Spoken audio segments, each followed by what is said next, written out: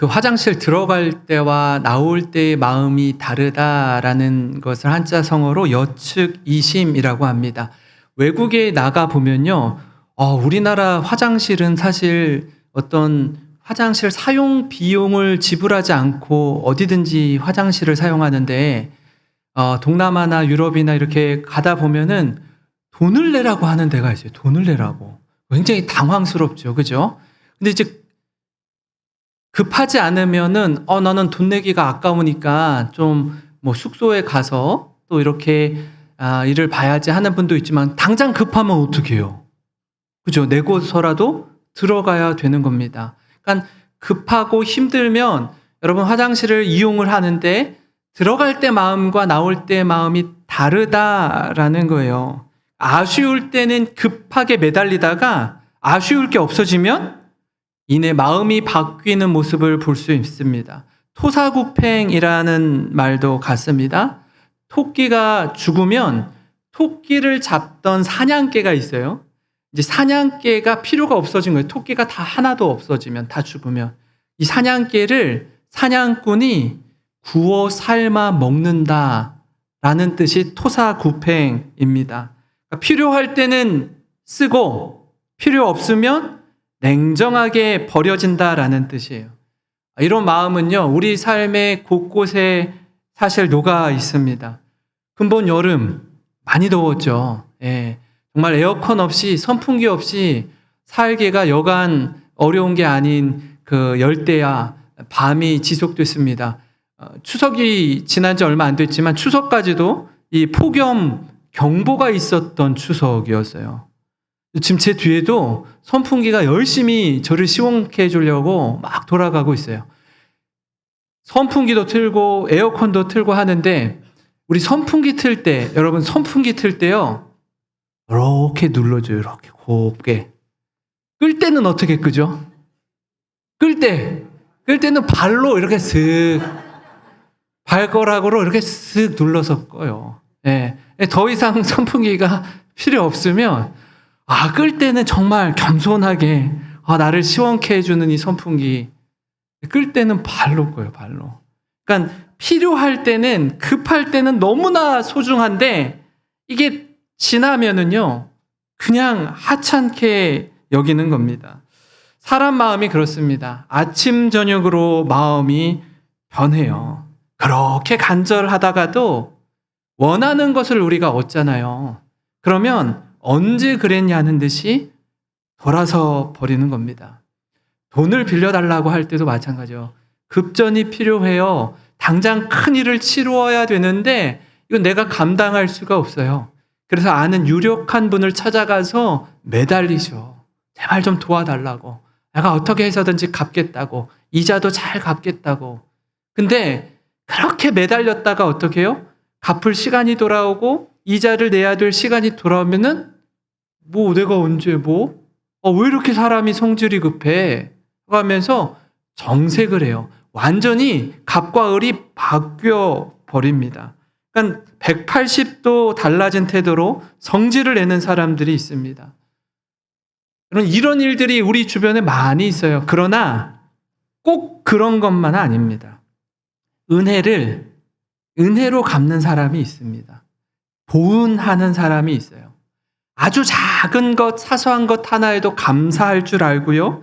힘들고 어려웠던 시간들을 잊지 않고 기억하고 있다가, 여러분, 나에게 은혜를 베푼 사람을 찾아가 만나고 그때 도와주었던 은혜의 손길을 기억하는 사람이 있습니다. 이를 통해 우리가 알 수 있는 그 사람의 됨됨이를 알 수 있습니다. 어려운 시절, 눈물 젖은 빵의 의미를 기억하고 처음 마음, 초심을 잃지 않는 사람, 은혜로 갚는 사람이 되시기를 소망합니다.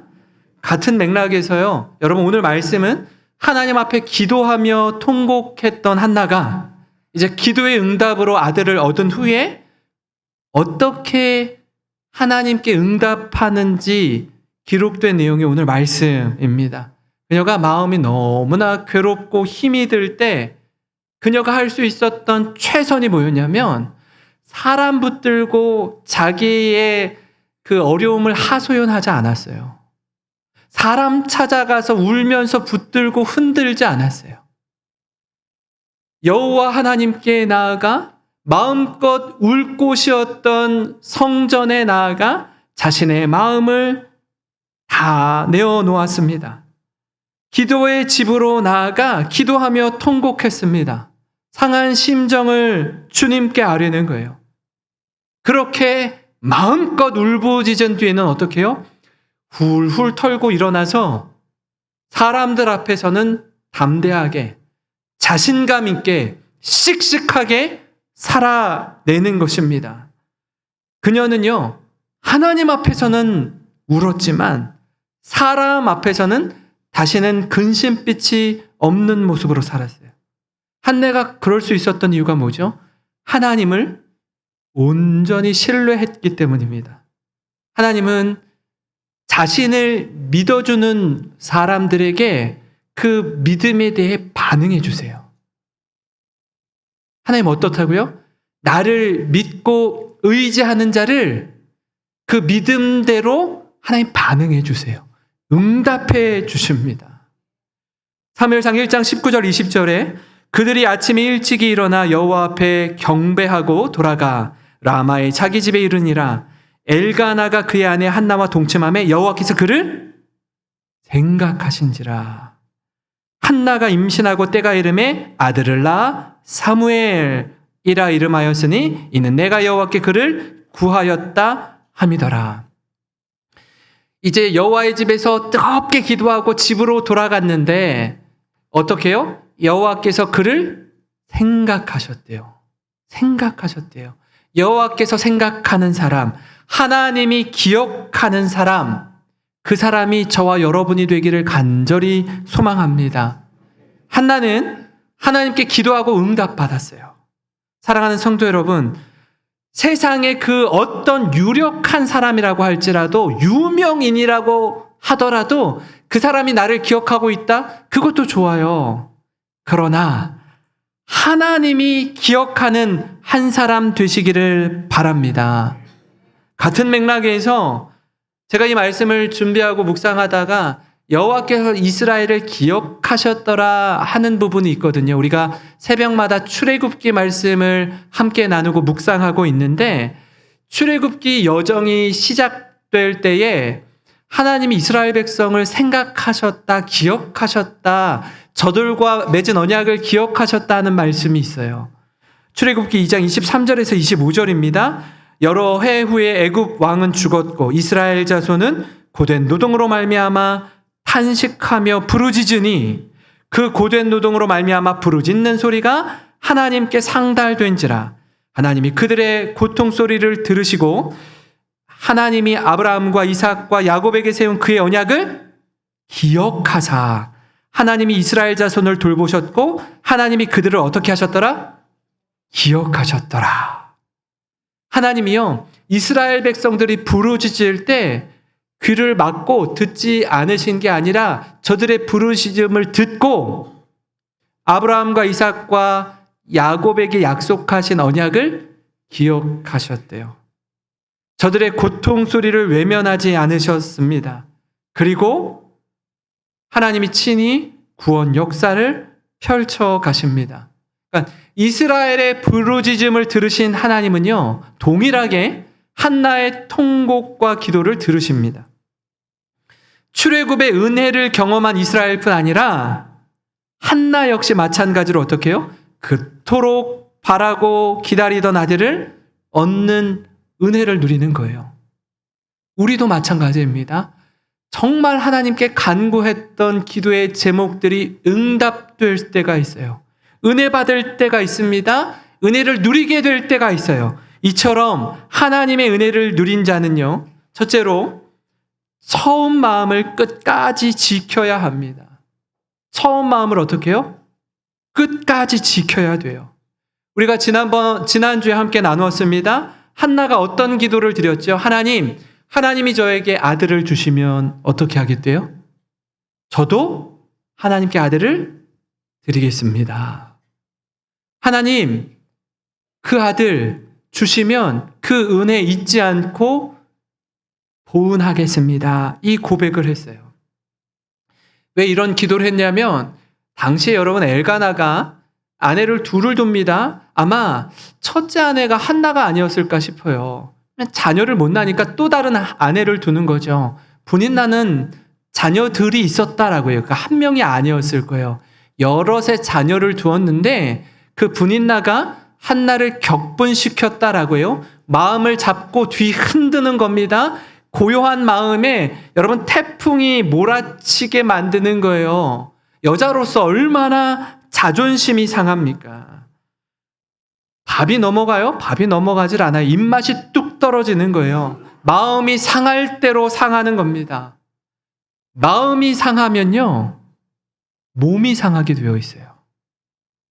몸과 마음이 연결되어 있기 때문에 여러분 큰 걱정과 근심 가운데 계시잖아요. 잠 못 이루는 밤을 보내고 계시잖아요. 그게 하루 이틀 사흘 나흘 반복되기 시작하잖아요. 그럼 어떻게 해요? 몸이 무너지기 시작하는 거예요. 이곳저곳 아픈 곳이 생겨나는 겁니다. 그런데 남편인 엘가나마저 그 마음을 다 헤아릴 수 없어요. 나름 남편으로서 최선을 다한다고 하는데 아내의 그 상한 심정을 100% 공감할 수가 없는 거예요. 마음 놓고 울 곳이 없습니다. 그래서 어떻게 하죠? 여호와의 집에 올라가 하나님 앞에 엎드리는 거예요. 주님 앞에 기도하며 통곡합니다. 마음을 쏟아놓습니다. 1장 10절부터 11절에 한나가 마음이 괴로워서 여호와께 기도하고 통곡하며 서원하여 이르되 만군의 여호와여 만일 주의 여종의 고통을 돌보시고 나를 기억하사 주의 여종을 잊지 아니하시고 주의 여종에게 아들을 주시면 내가 그의 평생에 그를 여호와께 드리고 삭도를 그의 머리에 대지 아니하겠나이다. 한나는 기도하며 통곡하며 간절히 기도했습니다. 그래서 뭐라고 서원하죠? 주의 여종에게 아들을 주시면 제가 그 아들을 여호와께 다시 드리겠습니다. 그렇게 기도한 후에 응답을 받는 거예요. 아들을 주십니다. 그렇게 원하고 바라던 아들을 낳았습니다. 그럼 어떨까요? 너무 기쁘죠? 너무 감사해요. 제가 서두에 말씀드린 것처럼 화장실 들어갈 때와 화장실 나올 때 마음이 다르다라고 말씀드렸어요. 아들이 없을 때와 아들을 얻은 후에 마음이 달라질 수 있습니다. 그렇지 않습니까? 하나님 이번만 도와주시면 제가 하나님 앞에 예배자로 살겠습니다. 하나님 이번 내가 큰 암에 걸렸는데 내가 큰 병에 걸렸는데 큰 수술을 앞두고 있는데 하나님 저를 살려주시면 제가 하나님께 헌신하겠습니다.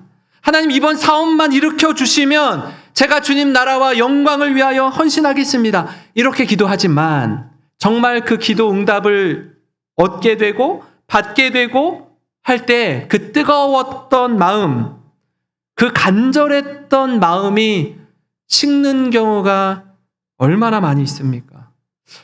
하나님 기억이 안 나는데요?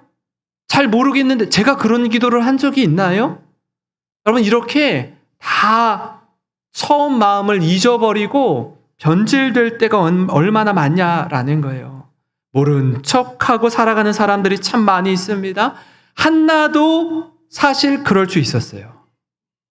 내가 그런 기도를 언제 했더라? 무슨 아들을 제가 언제 바친다고 했어요? 라고 할 수 있다고요. 모르는 척 시침이 떼고 온통 아들에게만 마음이 빼앗길 수 있어요. 그게 우리의 연약한 모습이기도 하지 않습니까? 그러나 한나는 그렇게 하지 않아요. 처음 기도를 기억했습니다. 하나님께 드린 약속을 잊지 않은 거예요. 그래서 남편 엘가나와 온 집이 매년 1년에 한 번씩 드리는 제사와 서원하는 마음으로 드리는 제사를 드리러 여호와의 집에 올라갈 때 한나가 남편 엘가나에게 정중하게 요청합니다.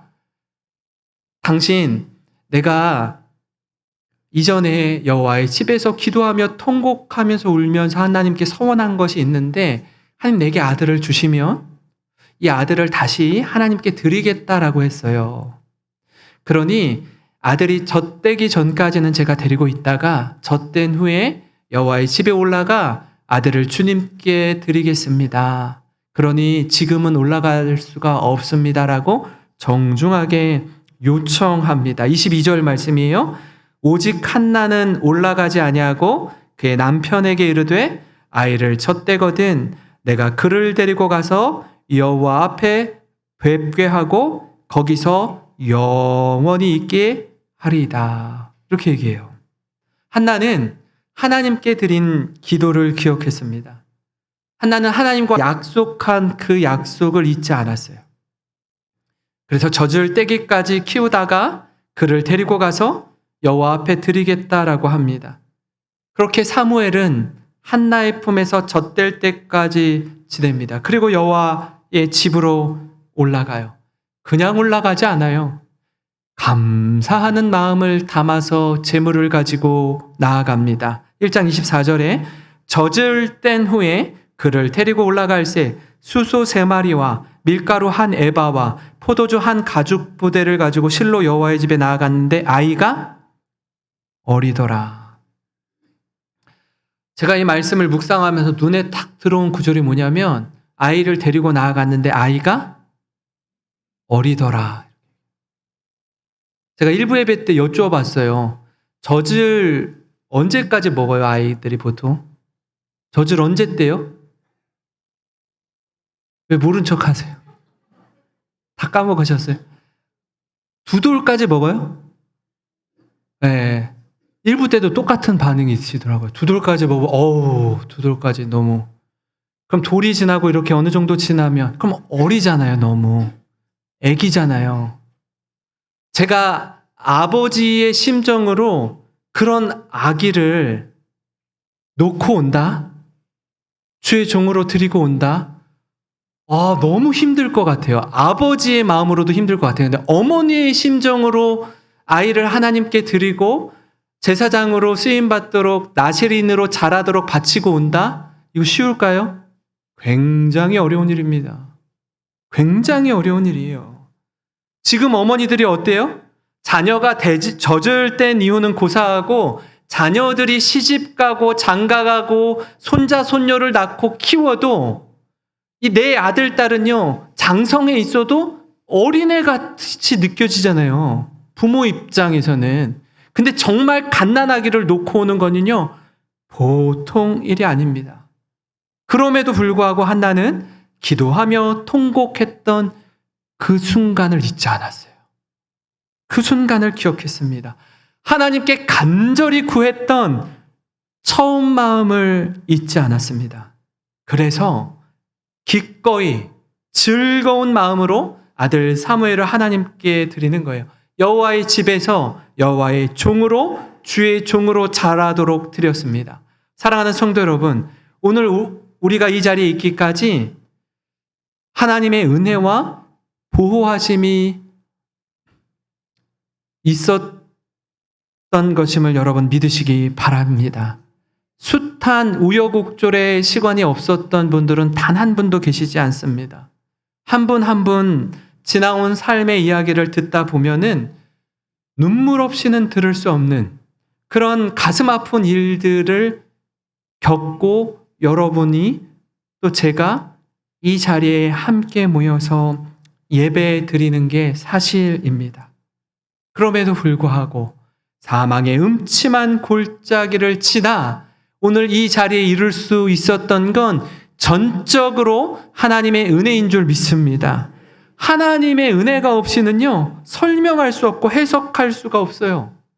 그렇다면 처음 하나님을 믿고 예수님을 구주로 영접했을 때 그 처음 마음, 하나님 경험했던 그 뜨거운 마음을 끝까지 지키는 저와 여러분이 되기를 주님의 이름으로 축원합니다.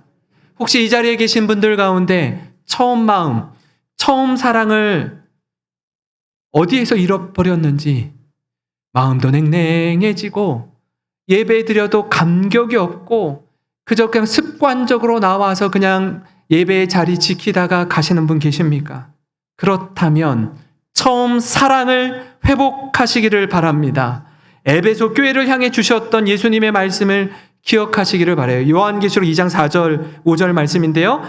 그러나 너를 책망할 것이 있나니 너의 처음 사랑을 버렸느니라. 그러므로 어디서 떨어졌는지를 생각하고 회개하여 처음 행위를 가지라. 만일 그리하지 아니하고 회개하지 아니하면 내가 네게 가서 내 촛대를 그 자리에서 옮기리라. 예수님이 에베소 교회를 향해 이렇게 말씀하세요. 우리 자신을 살피고 돌아보아서 처음 마음, 처음 사랑, 처음 행위를 회복하라고 말씀하십니다. 그래서 여러분, 우리와 함께하는 성령님을 의지하며 믿음의 삶을 살아가시는 모든 성도님 되시길 주님의 이름으로 축원합니다. 그런가 하면요, 여러분, 하나님의 은혜를 누린 자는 오늘 말씀의 제목처럼 응답하는 삶을 살아가는 것입니다. 살다 보면요, 정말 다급하고 간절한 이 골든타임, 이건 놓치면 큰일 나는 그런 위기 상황에 처할 때가 있습니다. 우리 생각보다, 우리 예상보다 큰 도움이 필요할 때가 있다고요. 근데 바로 그때 전혀 예상치 못했던 사람을 통해 내 힘으로는 역부족인 상황을 극복하고 이겨내는 경우가 종종 있습니다. 은혜입니다. 하나님의 은혜, 말할 수 없는 은혜입니다. 만약에 여러분이 그런 은혜를 과거에 경험한 적이 있다라고 하면요, 여러분, 그분에게 찾아가서 감사를 표현하세요. 멀리 있어서 찾아뵙기가 어려우면 전화라도 드리셔서 그때를 기억합니다. 너무나 힘든 때인데 당신이 우리를 도와주셔서, 우리 가정을 도와주셔서 정말 정말 고마웠습니다. 물질로 어떤 표현으로 못하시겠으면 말이라도, 전화 한 통이라도, 그것도 못하시겠으면 문자라도 보내셔요. 표현하셔야 돼요. 은혜를 표현하셔야 된다고요. 반드시 은혜를 입었으면 기억하고 은혜에 보답하는 자로 사는 것이 마땅합니다. 응답으로 반응하는 것입니다. 오늘 한나의 상황 역시 마찬가지였습니다. 여성으로서 아이를 가질 수 없는 불임으로 고통 가운데 있었습니다. 한나가 어떻게 할 수 있는 방법이 없어요. 하나님이 태의 문을 열어주시지 않는데 어떻게 자녀를 가질 수 있습니까? 방법이 없습니다. 역부족인 상황입니다. 그런 가운데 한나가 여호와께 기도했습니다. 아들을 주시면 하나님께 다시 내어드리겠습니다. 그렇게 간절히 기도했고 아들을 정말로 주셨어요. 아들을 정말로 주셨어요. 꿈에 그리던 아들이 내 품에 안겨 있습니다. 간절히 원하던 아들이 내게로 왔어요. 그러면 사실 마음이 변할 법합니다. 사람 마음 다 그렇지 않습니까? 얼마나 쉽사리 변하는지, 얼마나 약하고 또 악한지 모릅니다. 그러나 한나는 달랐어요. 응답에 응답으로 반응했습니다. 27절, 28절입니다. 이 아이를 위하여 내가 기도하였더니 내가 구하여 기도한 바를 여호와께서 내게 허락하신지라. 그러므로 나도 그를 여호와께 드리되 그의 평생을 여호와께 드리나이다 하고 그가 거기서 여호와께 경배하니라. 내가 기도하였더니 내 기도에 응답하신 하나님께 나도 응답함으로 반응하는 거예요. 그러므로 나도 여호와께 그를 드리되 그의 평생을 여호와께 드립니다. 기도 응답에 응답으로 반응하는 겁니다. 은혜로 갚는 것이에요. 사무엘을 주신 분이 하나님이기에 그 하나님께 다시 사무엘을 드리는 것입니다. 이걸 인정하고 고백하는 것이 믿음이라고 해요. 하나님을 정말 믿으면 그 하나님께서 우리에게 응답해 주신 그 응답대로 하나님께 다시 되돌려 드리는 것. 한나는 하나님을 향한 분명한 믿음이 있었습니다. 이처럼 다윗도 마찬가지였는데요. 다윗이 여러분 양치는 목자로 있다가 훗날 이 사무엘이 성장해서 이스라엘의 마지막 사사가 되고 이스라엘의 선지자가 되었을 때 사사시대에서 왕정시대로 갈 때 사울 왕도 그렇고요. 다윗에게도 사무엘이 여호와의 기름을 붓습니다. 그래서 왕으로 세워지죠. 다윗 왕 때 이스라엘이 굉장한 이 나라가 강성해지고 부와 명예와 모든 것을 다 얻게 됩니다. 그리고 자기가 머물 만한 왕궁을 짓죠. 보니까 여호와의 집은 성막으로 되어 있어요. 텐트로 되어 있는 거예요. 자기가 거하는 왕궁에 비해서 성전은 말할 수 없이 초라한 거예요. 그래서 어떻게 하죠? 마음의 중심에 여호와의 성전을 좀 멋지고 아름답게 짓고자 하는 마음이 있었어요. 하나님이 허락해요? 허락하지 않아요? 허락하지 않습니다. 다윗에게 너는 전쟁을 통해 피를 너무 많이 흘렸다. 넌 성전을 지을 수 없어. 너의 미션은 여기까지야. 서운하고 섭섭할 만하잖아요.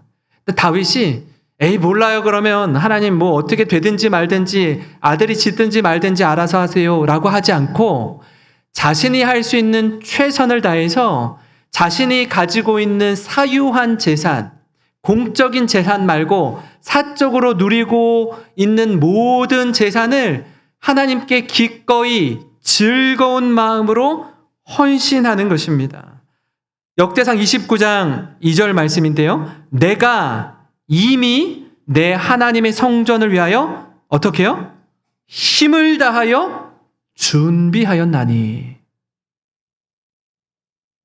서운하고 섭섭할 만한데 다윗은 자신이 있는 그 자리에서 할 수 있는 최선을 다했습니다.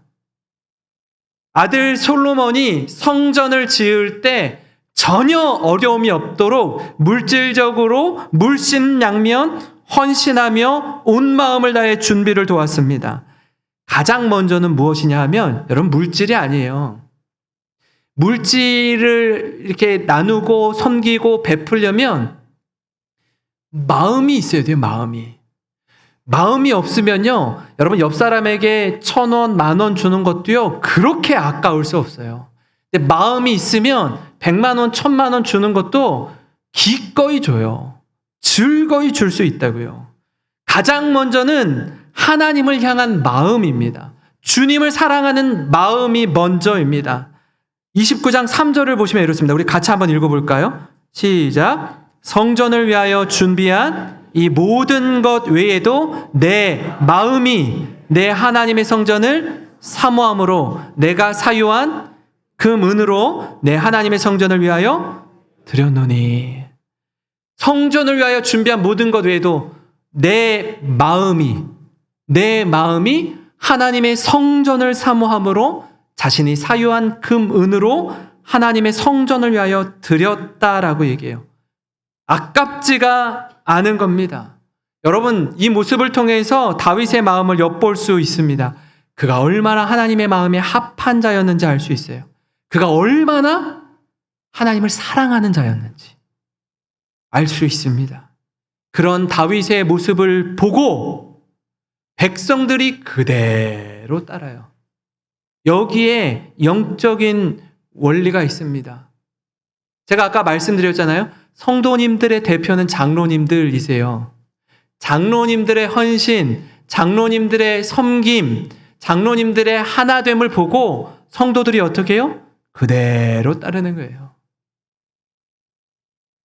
사업을 경영하는 분들도 마찬가지예요. 오너가 어떤 마음을 가지고 사업을 경영하느냐를 보고 직원들이 그대로 따르는 거예요.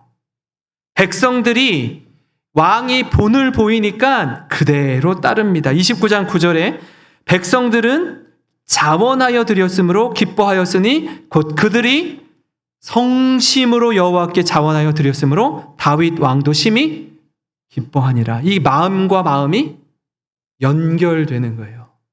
마음과 마음이 이어지는 겁니다. 리더가 중요합니다. 헌신의 기쁨, 은혜의 기쁨을 다 같이 누리는 거예요. 다 같이. 어디에 힘을 쏟아야 하는지, 어디에 마음을 두어야 하는지 분명히 할 때 흔들리지 않을 수 있습니다. 주저하지 않습니다. 엉뚱한 것에 마음 빼앗기지 않고 오롯이 드림의 즐거움, 헌신의 기쁨을 누리게 됩니다. 다윗의 고백이 이를 반증하는데요. 우리 한번 같이 읽어보겠습니다. 29장 13절 14절입니다. 역대상 시작. 우리 하나님이여, 이제 우리가 주께 감사하오며 주의 영화로운 이름을 찬양하나이다. 나와 내 백성이 무엇이기에 이처럼 즐거운 마음으로 들을 힘이 있었나이까. 모든 것이 주께로 말미암아 싸우니 우리가 주의 손에서 받은 것으로 주께 드렸을 뿐이니이다. 아멘. 다윗은 이걸 분명히 했습니다. 모든 것이 어떻게 해요?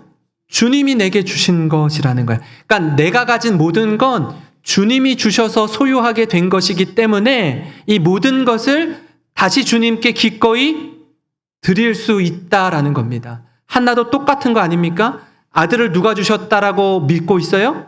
하나님이 내게 주신 그 아들, 내가 그 아들을 하나님께 다시 드립니다. 똑같은 마음 아니에요? 다윗이나 한나나? 여러분, 이것을 인정하는 거예요. 그렇기 때문에 하나님께 드림이 즐겁습니다. 결코 아깝지가 않아요. 내게 주신 걸 기꺼이 드릴 수 있습니다. 드리되 기쁨으로 드리는 거예요.